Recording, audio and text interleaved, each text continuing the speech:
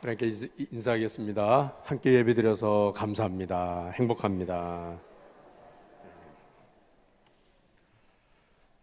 즐거운 우리 민족의 명절 추석 연휴가 시작됐습니다. 장장 열흘이라고 하는 긴 시간인데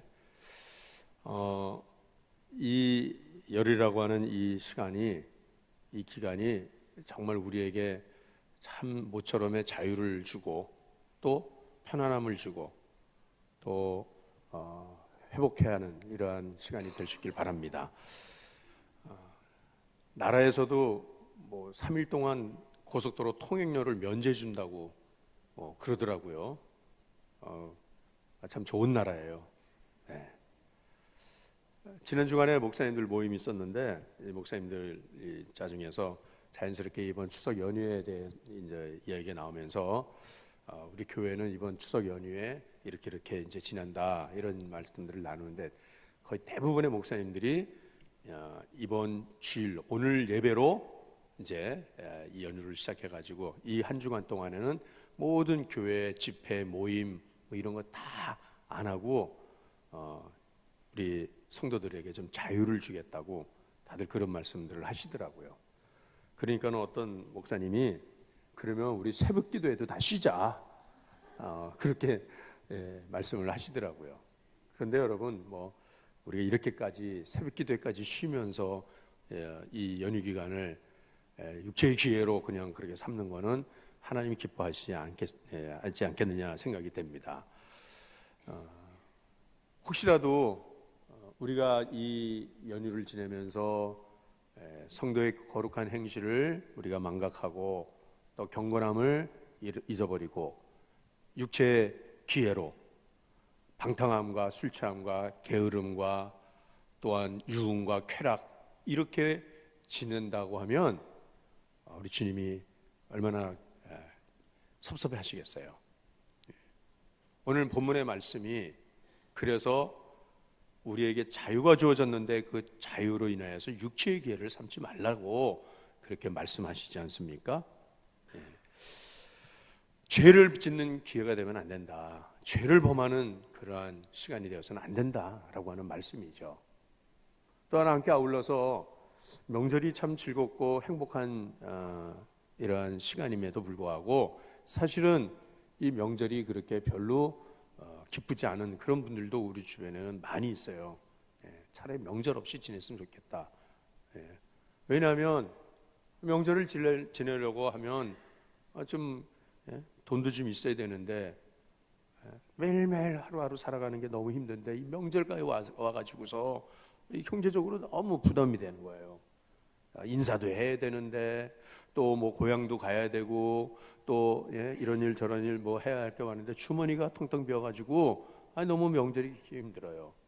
또 어떤 분들은 이제 모처럼 또 일가 친척들을 만나는 그런 자리에 가게 되면 사실은 그 자리가 어떤 분하고는 또 그렇게 불편한 관계 때문에 나 그 사람 얼굴 보고 싶지 않은데 가서 또 만나야 되니까 그러니까는 어떻게 하든지 그냥 안 만나고 싶어서 고향 가고 싶은 마음도 없다, 그런 마음이 드는 분들도 있고요.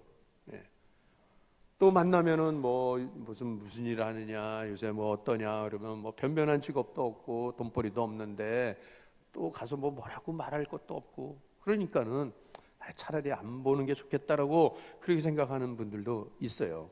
더군다나 우리 성도들은 또 어떤 어려움이 있냐면 불신 가정에서 내가 혼자 신앙생활 하는데 이제 고향에 가면은 또 조상 제사도 해야 되고 제사장 차려놓고 절도 하라고 그러고 그래야 되는데 그것도 너무 힘들단 말이죠. 그러니까는 참 이런 기회가 나에겐 사실은 참 부담스럽고 무거운 짐이 될 수도 있단 말이에요.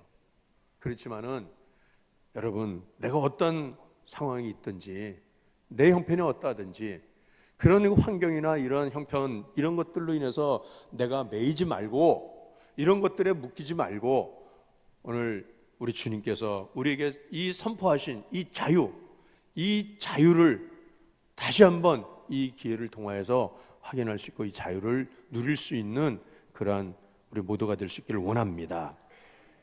자유를 방탕의 기회로, 죄 짓는 기회로 삼아서도 안 되거든요.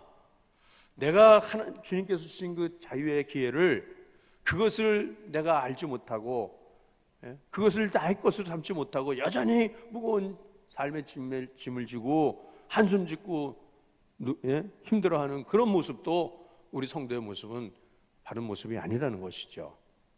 오늘 본문의 말씀에 오늘 우리 모든 성도들에게는 우리 예수님께서 자유를 주셨다라고 하는 이 말씀을 다시 한번 붙들 수 있기를 바랍니다.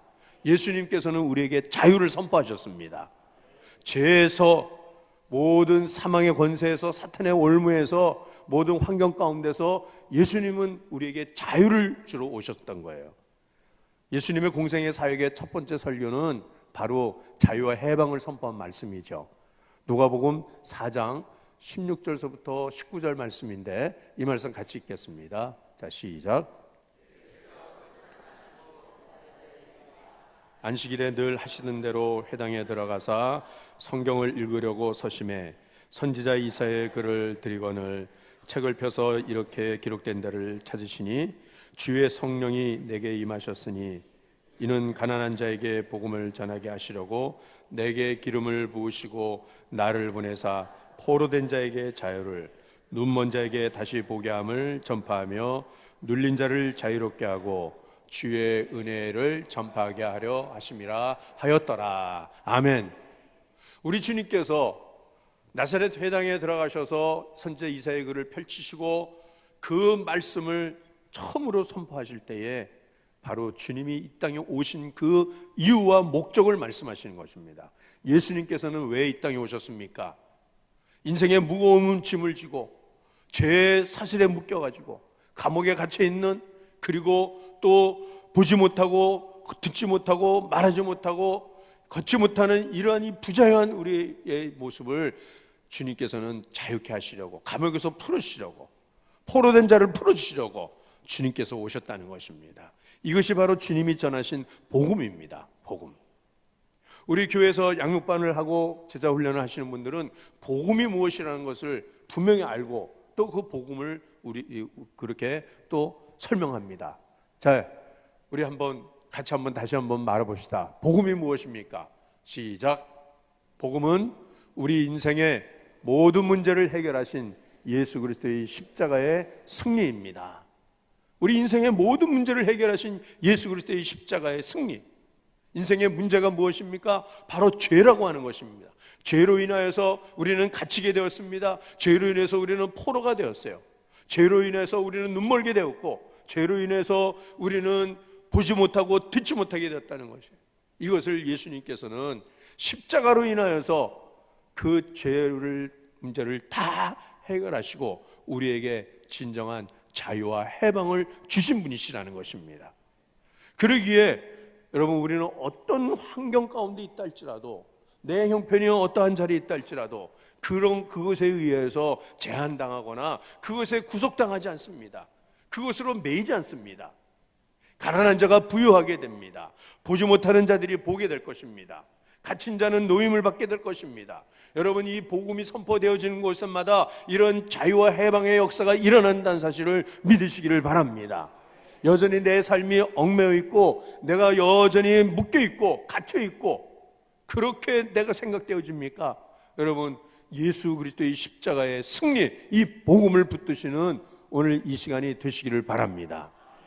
예수님만이 우리의 인생의 문제를 해결하시고 진정한 자유와 해방을 우리에게 주신 분이시라는 거예요. 세상에 어떤 정치인이, 어떤 재벌 기업가가 우리를 자유롭게 할 수가 없어요. 여러분, 북한의 김정은이가 자기 할아버지, 자기 아버지, 또 이 김정은이 이제 3대 이르러면서 핵폭탄을 만들어 가지고서 위협을 하고 미국하고 맞짱을 뜨자고 하고 하는 그 이유가 뭔지 아십니까? 이 북한은 어떻게든지 남조선의 굶주리고 헐벗은 이 남조선 인민들을 해방시키는 것이 이 자기들의 목표라는 거예요. 우리에게 자유와 해방을 주겠다는 거예요. 이 김정은이 얘네들이. 개가 웃을 일이죠. 예? 니들이나 좀 자유와 해방을 누리며 살아봐라. 예. 그 말할 수 없는 인권이 이룬다 독재 체제에서, 그 강압적인 그 공포 정치에서 숨을 못 쉬면서 그렇게 눌려서 매어서 감옥에 갇히고 그렇게 해서 살아가는 그 북한 동포들 얼마나 불쌍합니까? 근데 저들은 무기로, 폭력으로, 이 군사의 힘으로 남한을 적과 통일을 해가지고 우리한테 자유와 해방을 주겠다고요? 말도 안 되는 소리를 하고 있단 말이잖아요. 여러분, 우리나라가, 이 대한민국이 그래도 오늘 이만큼 참 축복 가운데 살게 된 게 무엇일까요? 그것은 바로 우리 남한에는 하나님을 섬기는 하나님의 백성들이 있고, 그리고 또 우리 성도들은 이 복음으로 인하여서 진정으로 영적인 자유가 무엇이라는 것을 알게 되었고, 그리고 세상의 어떤 것들보다도 하나님을 믿는 그 믿음으로 인하여서 받는 그 축복이, 그것이 가장 큰 것인 걸 알기 때문에, 그래서 그 복음이 우리 가운데 들어오니까 영과 육으로 가난했던 우리가 부유하게 되었고요, 병들었던 우리가 고침을 받았고, 갇혔던 우리가 해방을 얻게 되어서 사탄의 올무에서 벗어나게 되었고, 그래서 우리는 이 자유민으로 우리가 살아가게 된 이 축복이 오늘 우리에게 주어진 줄로 믿습니다. 누구든지 예수님을 만나기만 하면 그를 얽매였던 어떤 사슬이라도, 어떤 묶임이라도 그것이 다 풀어지는 줄로 믿습니다. 그것이 다 끊어지게 되는 것을 믿습니다. 대부분의 사람들은 일생에 돈이라고 하는 것, 물질이라고 하는 것, 그것에 매여 살지 않습니까? 그런데 삭개오라고 하는 여리고의 세리장, 이 사람은 돈밖에 모르는 사람 아니었어요. 그렇지만은 그가 예수님을 만나게 되었을 때에 그는 내가 지금까지 살아온 게 잘못 살아왔습니다.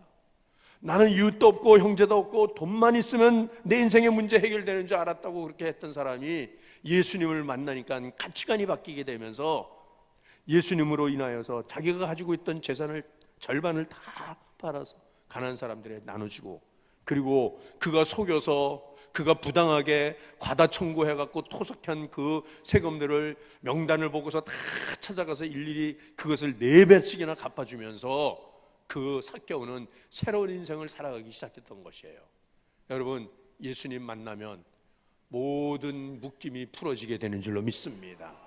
악한 사탄이 우리에게 절대로 다시는 우리를 묶을 수가 없다고 하는 말씀이에요. 어떤 사상도, 어떤 철학도, 어떤 세상의 가르침도 예수 그리스도의 복음을 능가할 것이 없어요. 바울이 그랬지 않습니까? 그 바울은 예수를 만나기 전에 사울이었다고 해요. 그 사람이 얼마나 유대 종교에 열심이었고, 그는 얼마나 학문이 깊은 사람이었는지 몰라요. 가문은 가문대로 최고의 명문 가문이었어요. 그러나 그가 예수님을 만남으로 인해서 그 모든 것을 다 버리게 됐어요. 다 버리게 됐어요. 그는 아무것도 갖지 않았어요. 그럼에도 불구하고 바울은 뭐라고 고백을 하냐면, 우리 빌립보서 4장 11절 12절에 이 바울의 고백을 한번 우리 같이 한번 읽어봅시다. 시작. 어떠한 형편에든지 내가 자족하기를 배웠나니 내가 비천에 처할 줄도 알고 풍부에 처할 줄도 알아. 먼 곳에 배부르며 배고픔과 풍부와 궁핍에도 일체의 비결을 배웠노라. 아멘. 여러분, 내 주머니에 돈 두둑하다고 내가 부자 되는 게 아니에요. 여러분, 좋은 집에 산다고 내가 부자가 되는 게 아니에요. 주님이 내 안에 계시면 그는 부자인 것입니다. 부자는 매이는 게 없는 사람이잖아요. 얽매일 게 없어요. 돈으로 다 해결할 수가 있으니까 라고 한다면, 우리는 예수님으로 인하여서 내 인생의 모든 문제를 다 해결할 수 있는 그런 사람들이기 때문에 진정한 자유가 우리에게 주어진 것이에요. 예수님을 알지 못하면, 예수님을 구주로 믿지 못하는 사람들에게는 여전히 사탄이 그를 메고 그를 종삼아서 이끌어가고 있죠. 여러분, 사탄이 하는 일이 어떤 일인지 아시죠? 마귀가 우리의 삶 속에 들어왔을 때, 마귀가 틈타고 역사할 때 우리의 삶이 어떻게 피폐해지는지 아십니까? 요한복음 10장 10절 말씀 같이 읽겠습니다. 자, 시작.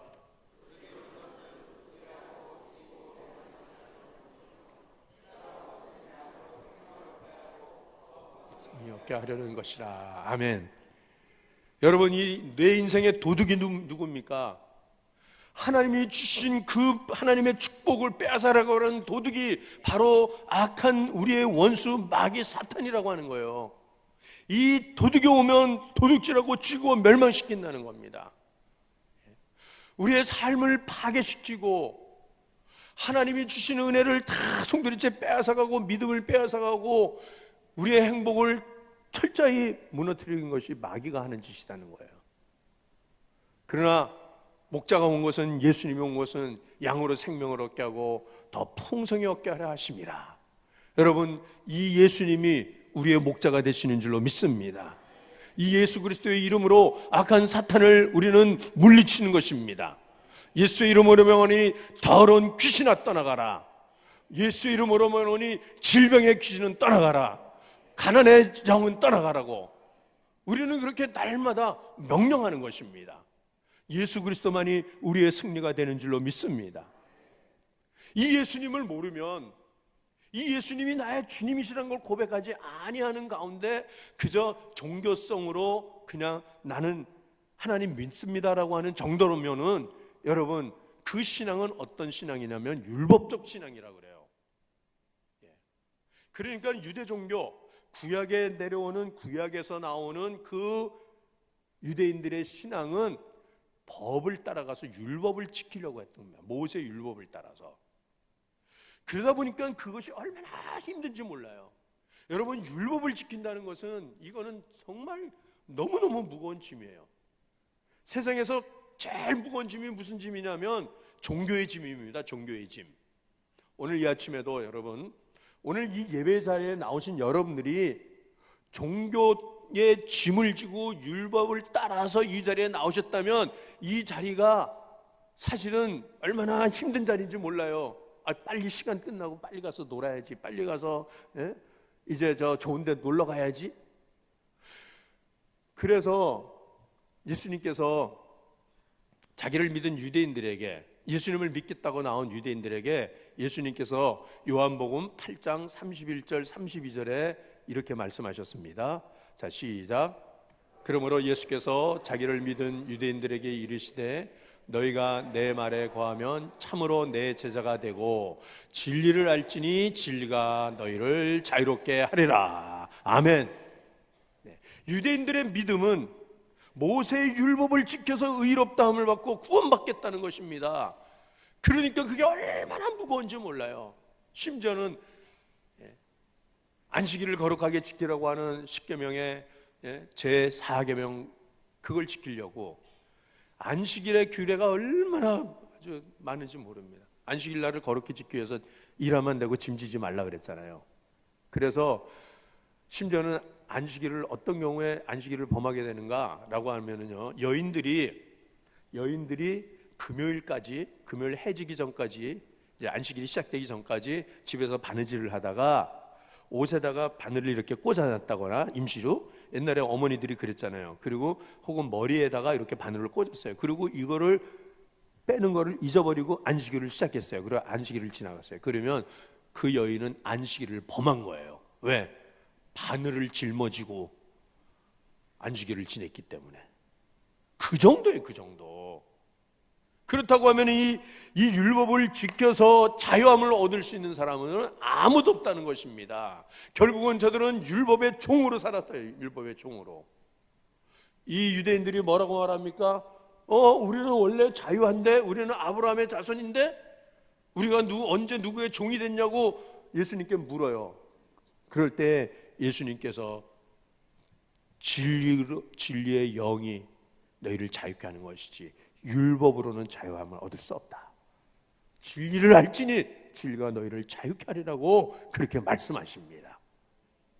여러분, 저와 여러분이 오늘도 이 말씀을 통하여서 율법에 종되었던 이 우리의 모습이 자유의 영으로 우리 주님이 주시는 이 자유와 해방의 기쁨이 충만한 은혜가 있기를 바랍니다. 모든 묶임들이 다시금 풀어지기를 바랍니다.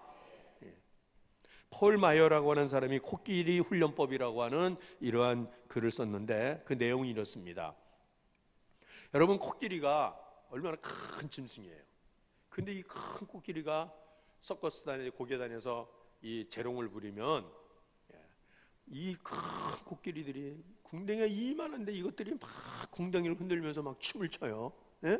그리고 요만한 바켓스에 올라가고 막 재롱을 부리고 그래요. 여러분, 어떻게 이렇게 훈련이 됩니까? 이거는 이 야생 코끼리들이 절대로 이렇게 훈련되지 못해요. 조련사가 말하는 대로 조련사의 제스처 하나하나대로 그대로 따르는 거는 어려서부터 이 코끼리가 태어나자마자부터 훈련을 하는데, 어떻게 훈련하면 처음부터 재롱 부리는 게 아니라 묶어두는 훈련을 묶어두는 거. 그래서 이 어린 코끼리를 엄마 코끼리하고 떼어가지고서는 이 코끼리 어린 새끼 코끼리를 쇠사슬로 묶어요. 그리고 커다란 기둥에다 묶어놓습니다. 그러면은 이 어린 코끼리는 엄마한테 가고 싶어서 막 울어요. 엄마 전 먹고 싶어서 엄마한테 가겠다고 하는데 이 쇠사슬에 묶여갖고 꼼짝을 못하는 거, 갈 수가 없는 거예요. 친구들하고 놀고 싶은데 놀지도 못해요. 저 바깥에 숲으로 가고 싶은데 숲에도 못 가요. 이 묶임 때문에.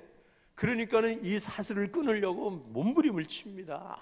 아무리 몸부림을 쳐도 사슬은 끊어지지 않아요. 이 기둥은 뽑히질 않는단 말이야.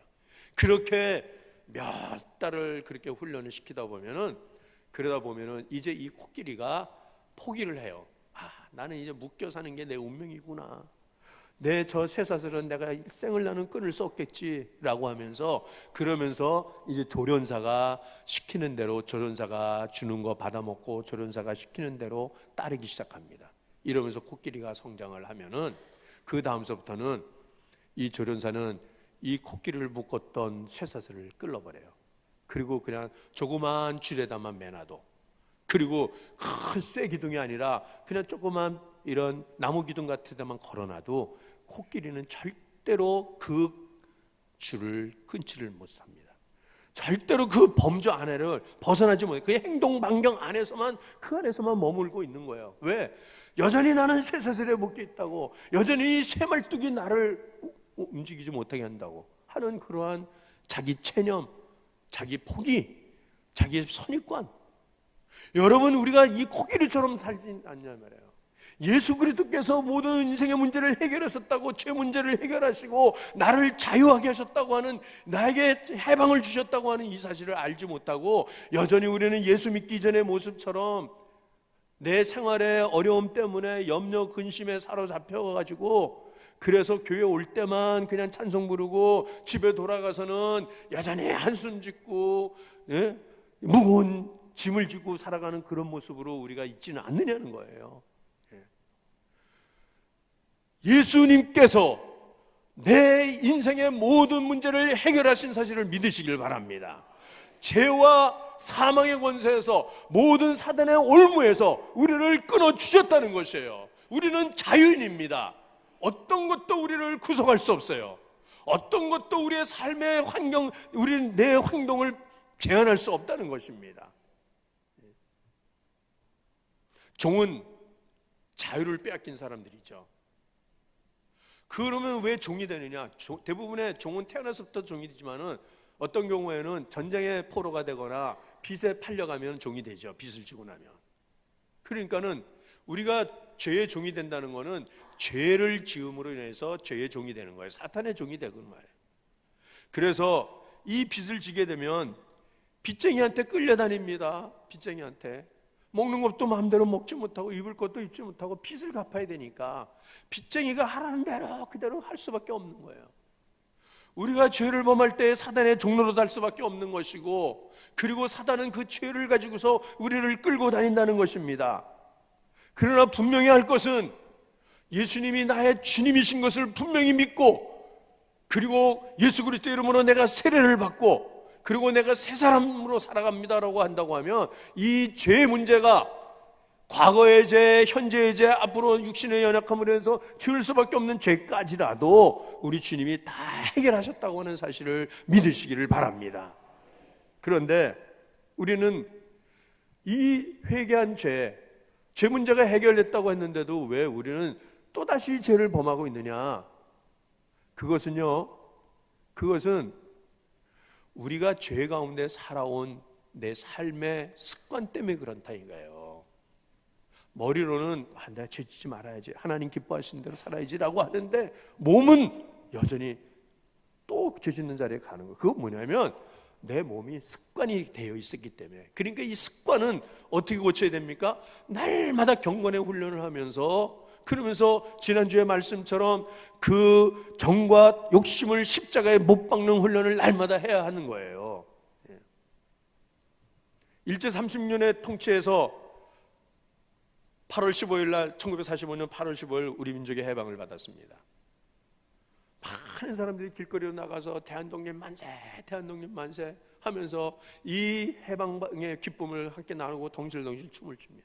그때에 그 마을에 살던 일본 사람들이, 일본 학교 선생이나 뭐 교장이나 또 파출소 지소의 수문사들이나 뭐 이런 사람들이, 이제 일본 사람들이 이제는 퇴각을 해야 되잖아요. 그래서 저들이 쭉 줄을 지고 이제 막 도망을 가는 거예요. 그런데 그 사람들이 앞에 지나가니까 대한독립 만세했던 사람들이 목을 다 숙여요. 왜? 우리가 해방받았다는 사실은 머리는 알지만은 내 몸은 항상 일본 사람들 앞에 주눅 들고 일본 사람이 지나가면 고개를 숙이는 36년 동안 그렇게 습관이 되어 있기 때문에 그러는 거다 이 말이거든요. 여러분, 우리가 죄 짓고 싶은 사람이 어디 있어요? 그러나 이 육체는 습관이 되어서 자연스럽게 또 그렇게 가는 거예요. 그렇기 때문에 그것을 의도적으로 우리가 끊어야 되는 거예요. 죄의 유혹을, 우리는 죄와 싸워서 피 흘리까지 싸우자고 그렇게 양육반에서 우리가 그렇게 공부하고 있지 않습니까? 여러분, 더 이상 사단은 우리를 끌고 갈 수가 없습니다. 우리는 자유민입니다. 우리는 해방받은 사람들입니다. 내 환경이 어떠하든지 내 신분은, 나는 분명히 하나님의 자녀가 되었어요. 저는 군대 생활을 강원도 양구 최전방에서 했습니다. 34개월 17일을 했어요. 요즘 군대 그 군대입니까? 어쨌든지 그렇게 군대 생활을 하고 저녁 명령을 받고 이제 신고를 하고서는 깨구리복을 입고 저희 자대에서 사단 보충대로 돌아가는 길입니다. 사단 보충대로 해서 이제 제가 집으로 돌아오는데, 근데 그 산길에 차들이 별로 없기 때문에 산길을 걸어가야 돼요. 제 동료하고 같이, 전우와 같이 이제 둘이 깨구리복을 입고 산길을 걸어가는데 저 앞에서 장교가 탄 찝차가 쫙 오더라고요. 그러니까는 그 찝차가 쫙 오니까 제가 딱 서갖고 탕! 왜 그렇게 했어요. 그랬더니 제 친구가, 이병장 왜 그래? 그래요. 왜? 뭐 내가 잘못했어? 그러니까 당신은 제대병이야. 제대병은 더 이상 찝차가 지나갈 때 격려 안 붙여도 돼. 현역병이 찝차가 지나가는데, 장교가 탄 찝차가 지나가는데 격려 안 붙이면 그 찝차는 바로 탁 서가지고서 관대선면 다 적고 바로 영청 보냅니다. 그러나 이제는 자유인이 되었으니까 사단장이 지나가든지 뭐 국방장관이 가든지 내가 왜 그 사람한테 굽신거리냐 이 말이잖아요. 여러분, 우리는 예수 그리스도 안에서 새로운 삶을 사는 사람들이 되었습니다. 이제는 더 이상 죄가 우리를 주장하지 못할 것입니다. 사단이 우리를 더 이상 우리를 끌고 갈 수가 없다는 사실을 믿으시기를 바랍니다. 이제는 그것을 의도적으로 우리는 끊어야 되는 거예요. 그리고 이제는 우리가 어떻게 살아야 될 것입니까? 마지막으로 우리가 이런 진정한 자유를 우리가 지키며 살려면 우리 13절 말씀, 우리는 이제는 죄의 종로로 하지 말고 사랑으로 종로로 하는 말씀입니다. 자, 13절 말씀 읽겠습니다. 자, 시작.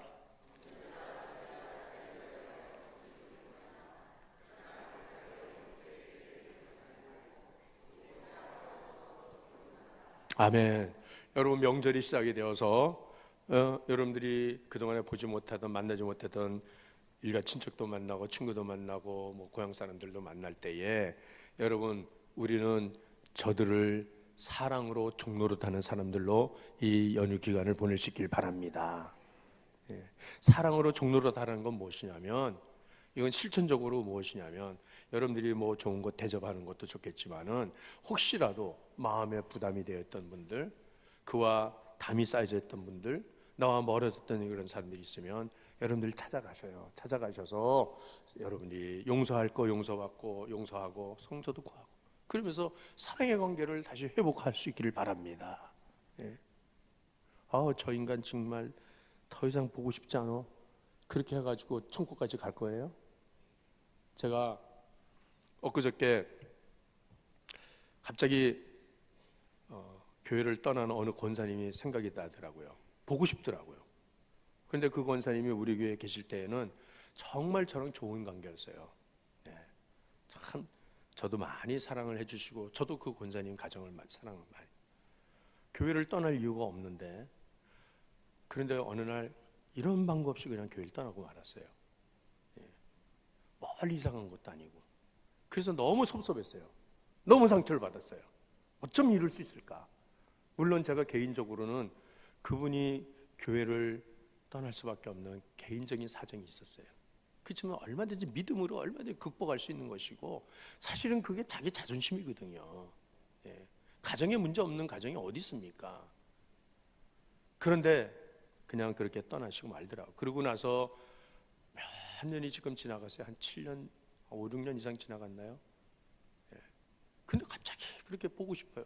그 전화를 했어요. 권사님, 그랬더니 제 목소리를 단박에 알아듣잖아요. 어머머, 목사님, 그래. 권사님 잘 지냈어요? 애들은 어때요? 큰애 이름, 작은애 이름, 딸 이름 불러가면서 제가 한 명 한 명 제가 안부를 물었어요. 요만할 때부터 같이 자랐기 때문에. 그랬더니 권사님이 너무너무 목사님 죄송하다고, 내가 목사님 그렇게 떠나올 수밖에 없던 거 목사님 용서해 주세요라고 막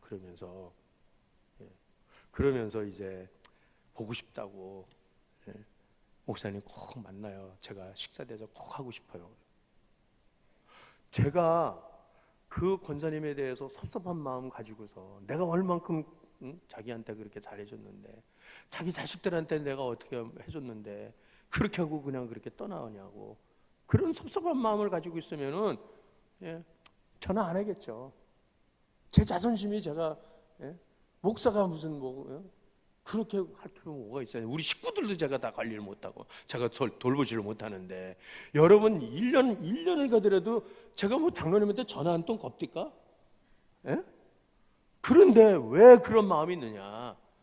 하나님께서 제 마음에 그런 그 마음을 주시니까. 사랑은 허다한 허물을 덮는다 그랬어요. 허다한 허물을. 주님이 나를 용서하셨기 때문에 나 같은 것 받아주셨는데, 왜 네가 마음 문을 닫고 왜 여전히 그렇게 토라져 가지고 삐져서 꽁해 가지고서 그렇게 살아냐? 그래서 여러분, 우리는 이번 추석 연휴를 통해서 다시 한번 주님이 주신 그 자유와 해방의 복음을 우리 이웃들과 함께 나누며 살아갈 수 있는 이러한 시간이 되기를 간절히 바랍니다. 여러분, 사랑으로 종로로 하십시다. 이것이 진정으로 주님이 원하시는 것이에요. 제가 묻고 싶습니다. 여러분, 주님이 주신 자유와 해방의 복음을 가지고 사랑의 종으로 살겠습니까? 아니면 여전히 나는 물고 뜯고 싸우며 살겠습니까? 대답하세요. 사랑의 종 되겠어요? 아멘 하셨죠? 여전히 물고 뜯고 싸우지 마세요. 그래야지만 주님이 진정으로 십자가를 지신 그 십자가의 그 은혜가 우리에게 주어지는 줄로 믿습니다. 우리 함께 기도합시다. 이 연휴 기간 동안에 주님의 복음을 전하며 살게 하옵소서. 나에게 주신 그 자유가 또한 다른 사람들에게도 묶은 것을 풀게 하시고 매인 것을 풀어주게 하셔서 진정한